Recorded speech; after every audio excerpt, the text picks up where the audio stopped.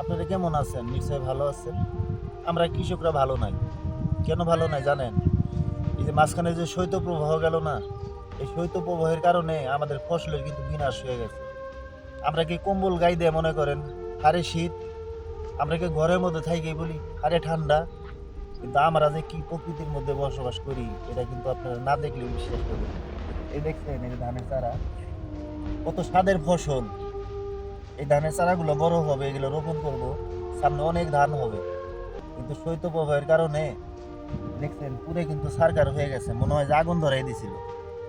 ঠিক আছে, এগুলো কিন্তু শিশু বাচ্চা। এই শিশু বাচ্চারে কিন্তু শীতের দিনে যেরকম কাপড় চোপড় গায়ে দিলে পারে কিন্তু গরম থাকে, কিন্তু এগুলো তো কাপড় চোপড় গায়ে দেওয়া যাবে না। ঠিক আছে, গায়ে দেওয়া যাবে না একদম, কিন্তু একদম কি যে হয়েছে আপনারা নিজেরাই দেখতে পাচ্ছেন। তো এই হলো আমাদের অবস্থা, এই হলো আমরা বাংলাদেশের কৃষক।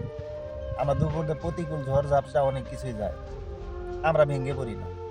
কারণ ভেঙে পড়লে কি হবে? আল্লাহ যখন যা করেন আমাদের মঙ্গলের জন্যই করেন। ঠিক আছে, একদম মাঠ কিন্তু পুড়ে গেছে ফসলগুলা, মানে ফসল হয় নাই বাট চারাগুলা একদম পুড়ে গেছে। সামনে মনে হয় আমরা ধান কি রোপণ করতে পারবো জানি না, নতুন করে আবার চারা দিতে হবে। সকলে দোয়া রাখবেন আমাদের জন্য।